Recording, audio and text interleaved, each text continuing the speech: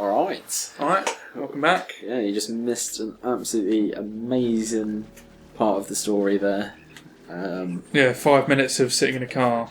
Yeah, and then you get shot in the face for all of that. It's for plot development, maybe. Yeah, it was amazing. But yeah, I was back in Peterborough last weekend actually. What were we doing there? And I did my, I think, third consecutive year now of watching Eurovision drunk. I don't intend to. Was you around Richards? No, I was at Alex's. But yeah, it just seems to coincide with me being drunk every year. I don't intend to, but yeah, it worked out, and I actually kind of like it now. You like the Eurovision? Yeah, I'm getting to the stage where I kind of enjoy all the camp just and weird marmot shit. of it. Yeah, when they just make a cock up of it, when some of the presenters just say something really awkward, or like.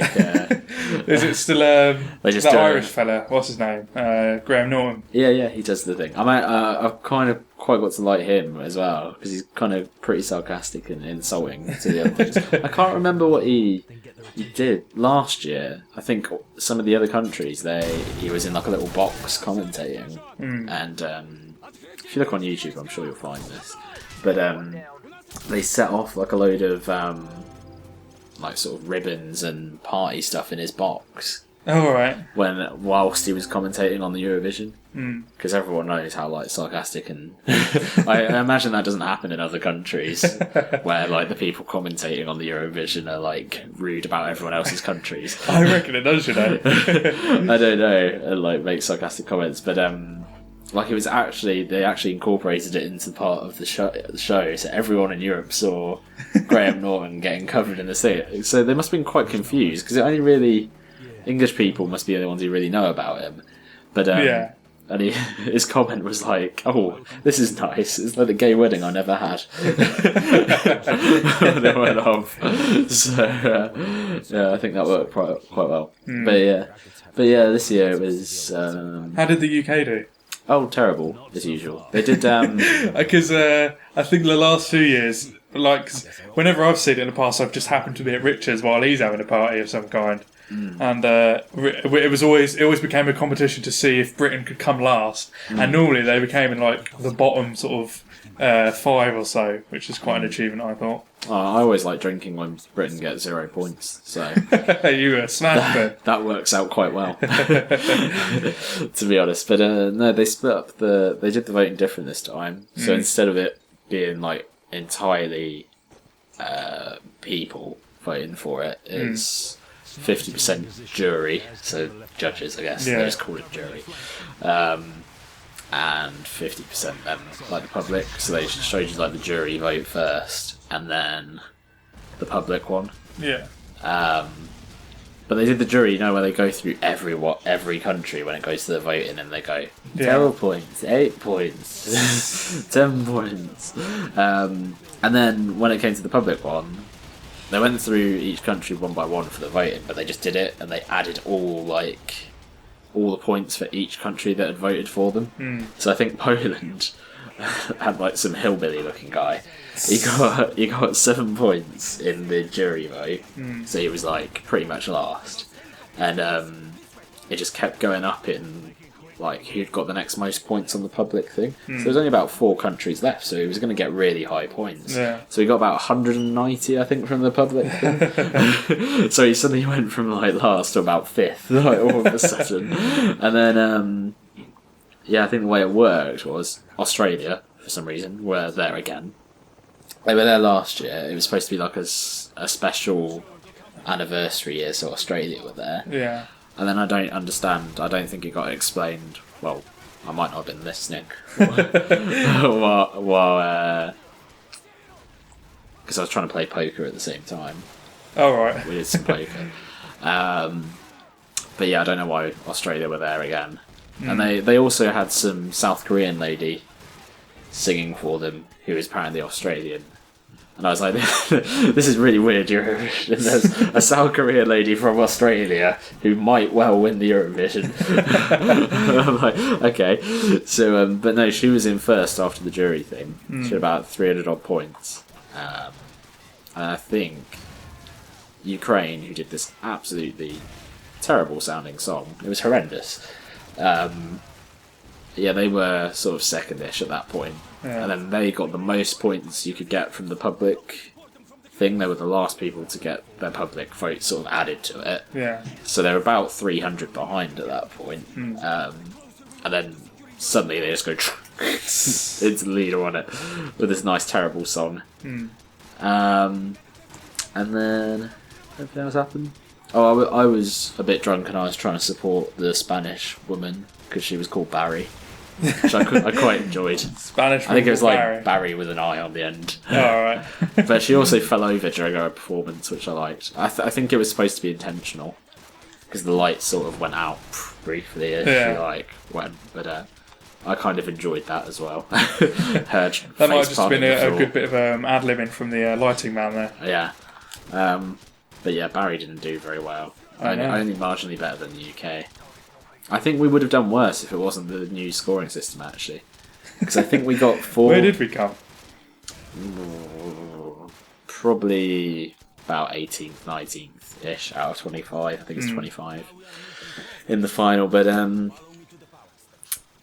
yeah, I think we got about 40 points from the judges. So that gave us more than we usually would have. Yeah. And we only got about 20 from the public vote. And also, Ireland didn't make it to the final, which didn't give us like guaranteed points from Ireland because Ireland. We've got a little thing going over me and us and Ireland. Well, it is that always happens in Eurovision. Whoever the countries that you neighbour tend to get loads of points. Yeah. So and Russia particularly, regardless of what they do, gets points from all like the previous Soviet countries. Yeah. So Ukraine and.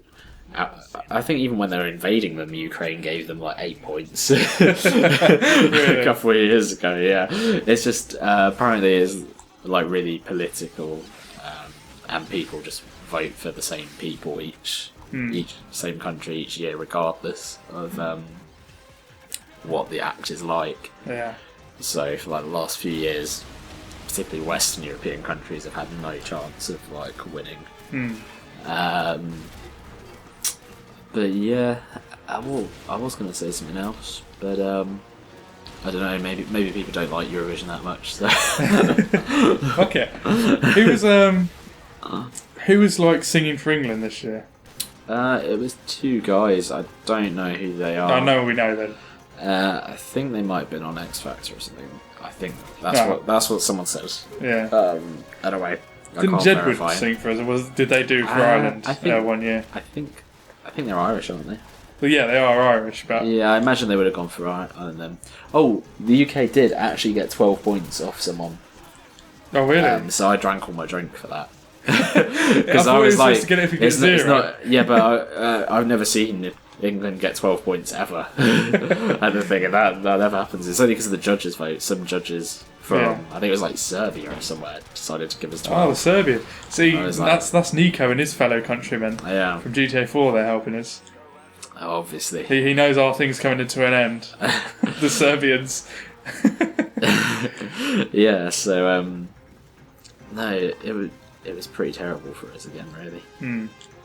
What I don't understand, though, is why... I think you have to pay quite a lot of money to enter. I think that's basically paid by the government.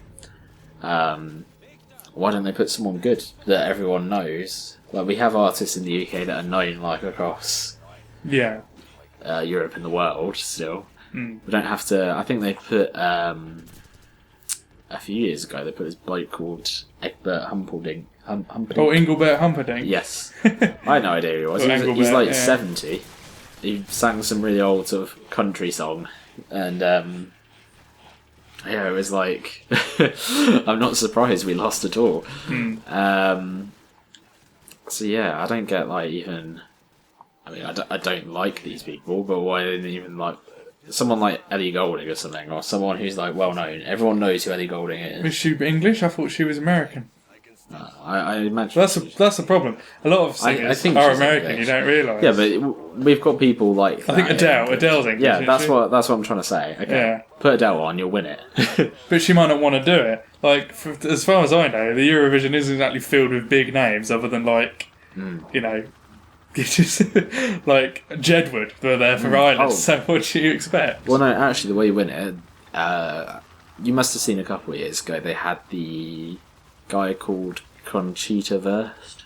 No, whenever it's been on, doesn't mean I'm paying attention. No, but you must have heard about this. No. It was a guy who's a cross-dresser. So he dressed up in like he's all in women's things, but he had a beard. Oh, well, like a massive beard. Oh, it rings a bell. Yeah. Let me show you a picture, and you can you'll understand what I'm saying here. Just as we put it, I'll try and load it. Just as we're sort of finishing this mission. Is this the end of the mission? We'll tell you what. Here's the picture here, and we'll call that the end of the episode. No, because I just want to see your reaction to Conchita Wurst. If you send me it, I can show it on screen for the people. There you go. Yeah, I remember that. Yeah. Remember the face. And that won Eurovision. That won it, didn't it? Yeah, by a lot. She, I don't know, a woman or a man? By a long distance. The people of Europe, I think... Is that a man or a woman? It's a man, I think. Is it transgender man? Because let's think about it. Eurovision is very big in the LGBT community. He did have... And if she's a transgender singer, she will do very well in the Eurovision because of that. He did have breasts, but whether they were fake or whether he'd had... Irrelevant of whether they're real or not. She's transgender and therefore will be well supported. Anyway, in the next episode, Bieber's going to become an American and shoot other Americans, basically. Indeed. Friendly fire.